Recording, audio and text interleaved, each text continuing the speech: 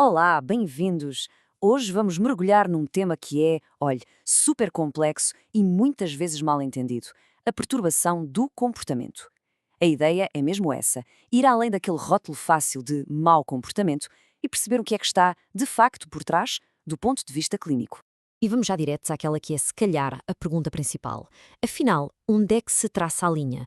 Quando é que o chamado mau comportamento deixa de ser, vá lá, uma coisa da idade, um teste de limites normal, e passa a ser um padrão que precisa mesmo de atenção clínica? É exatamente isso que vamos tentar perceber. Pois bem, a resposta começa a surgir na própria definição clínica. Reparem, a perturbação do comportamento não é sobre um mau dia, um deslize, uma coisa isolada. Não, é um padrão. Um padrão que se repete e que é persistente e que tem uma consequência muito clara: violação dos direitos básicos de outras pessoas ou então as normas sociais que são esperadas para aquela idade.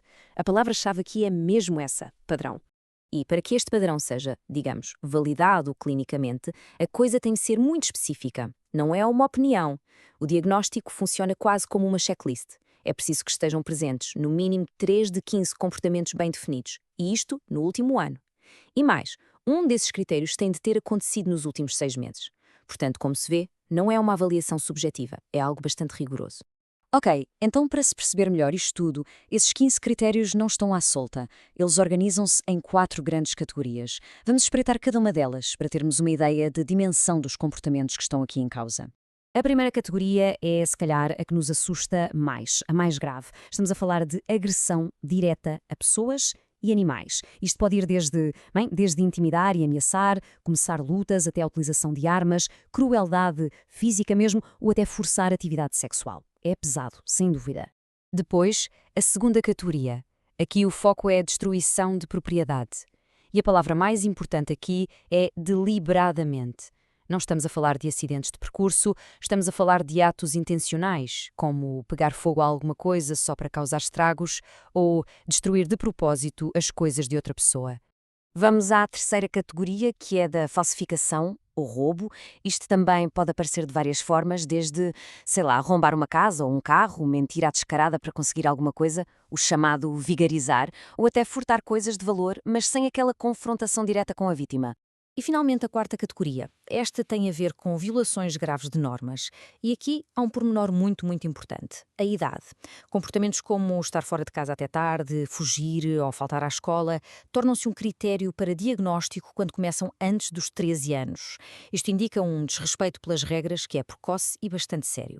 Mas atenção, ter um ou outro destes comportamentos não quer dizer nada. O critério que fecha o diagnóstico, o mais importante de todos, é este. Este padrão de comportamento tem de causar um prejuízo real, um déficit que seja clinicamente significativo. Ou seja, se não estiver a afetar a sério a vida social da pessoa, o rendimento na escola ou mais tarde no trabalho, então não há diagnóstico. É o impacto na vida real que define se é ou não uma perturbação. Prontos, já vimos os critérios. Mas o diagnóstico é mais fino do que isto. Nem todos os casos são iguais, claro, e a clínica faz questão de distinguir diferentes tipos e também diferentes níveis de gravidade. Isto ajuda a ter uma imagem muito mais completa. E uma das distinções mais importantes é a idade em que tudo começa. Se os sintomas aparecem antes dos 10 anos, estamos a falar de um tipo de início na infância, que normalmente tem um prognóstico mais complicado. Se aparecem mais tarde, na adolescência, é outro tipo. E esta informação é absolutamente vital para pensar num plano de tratamento. Para além da idade, a gravidade também se divide em 3 níveis. Ligeira, quando há poucos problemas e o dano é menor. Moderada, quando os problemas e o efeito nos outros já são intermédios. E grave, quando há muitos comportamentos problemáticos e o prejuízo para os outros é mesmo considerável. E agora chegamos a um ponto que é, olhe, crucial e que muda completamente a forma como olhamos para alguns casos. É o que se chama o especificador com emoções sociais limitadas. Isto descreve um subgrupo de pessoas com características muito particulares. Então, o que é que isto quer dizer, emoções sociais limitadas? Quer dizer coisas muito concretas, como se vê aqui. Uma total falta de remorso ou culpa depois de fazer algo errado. Uma frieza, uma falta de empatia, ser indiferente aos sentimentos dos outros. Uma despreocupação total com o mau desempenho, seja na escola ou no trabalho. E um afeto que é superficial, que parece falso, muitas vezes usado só para manipular. A presença disto torna o desafio terapêutico ainda maior. Ora, outra coisa super importante é não confundir isto com outras perturbações. A confusão mais comum é com a perturbação desafiante de oposição, mas a grande diferença, como se pode ver, está na gravidade. A perturbação de oposição tem a ver com birras, discussões, desafiar a autoridade, mas não chega ao ponto da agressão física grave, da destruição ou da violação dos direitos dos outros que define a perturbação do comportamento. Muito bem, até agora definimos o quê. Agora vamos tentar explorar o porquê. O que é que leva ao desenvolvimento de uma perturbação como esta? A resposta, como quase sempre em saúde mental, não é simples. É uma combinação complexa de vários fatores. Mas antes disso, vamos ter uma ideia da dimensão disto. Qual é a prevalência? Bem, as estimativas andam entre os 2% e os 10% da população geral, com a média a ficar ali pelos 4%. O que é que isto significa na prática? Numa escola com, por exemplo, 500 alunos, podemos estar a falar de uns 20 miúdos que preenchem os critérios. E há também uma diferença bastante clara entre sexos. Como este gráfico ilustra bem, o diagnóstico é, de forma significativa, muito mais comum nos rapazes. Então, quais são os fatores de risco? O que é que pode aumentar a probabilidade? A nível do temperamento da própria criança, um temperamento considerado difícil desde cedo ou uma inteligência abaixo da média são fatores. Depois, os fatores ambientais são imensos. Negligência, abuso, uma disciplina demasiado rígida ou, pelo contrário, inconsistente, andar com pares que já têm comportamentos delinquentes e, claro, a genética também conta. O risco é maior se houver na família historial de perturbação do comportamento, a que se chama PC, ou de hiperatividade e déficit de atenção, a BHDA, ou problemas com o álcool.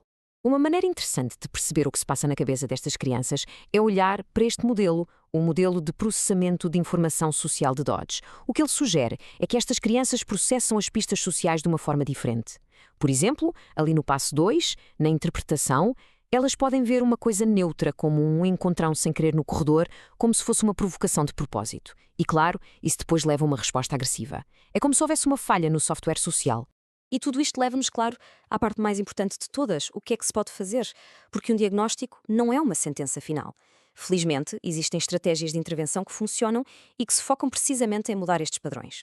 A base de quase todas as boas intervenções é o treino parental, ou treino de pais. E atenção, o objetivo aqui não é culpar os pais, de todo, mas sim dar-lhes ferramentas, ensinar a reforçar os comportamentos positivos, a usar estratégias de disciplina que resultem, a supervisionar melhor. O objetivo final é mudar a dinâmica da relação e, fundamentalmente, dar à criança pistas sociais mais positivas e claras. É quase como ajudar a reprogramar a forma como ela interpreta o mundo, como vimos naquele modelo há pouco. A escola, por vezes, pode parecer um campo de batalha, mas também é um palco de enormes oportunidades. As intervenções na escola dão ferramentas aos professores. E às vezes são coisas que parecem simples, mas que fazem toda a diferença. Elogiar sistematicamente os comportamentos corretos, ter regras muito claras e que não mudam, usar sistemas de recompensas como uma token economy, dar feedback positivo. Tudo isto ajuda a criar um ambiente mais estruturado e seguro. E para terminar, deixo uma reflexão. Já vimos a perspectiva clínica, a familiar, a escolar, mas a pergunta que realmente importa é se calhar mais ampla. Como é que nós, enquanto sociedade, para além dos consultórios e das escolas, podemos realmente apoiar estas crianças e as suas famílias nesta jornada? Que outras peças faltam neste puzzle para se conseguir quebrar o ciclo do mau comportamento e ajudar a construir um futuro mais positivo? É uma boa questão para ficarmos a pensar.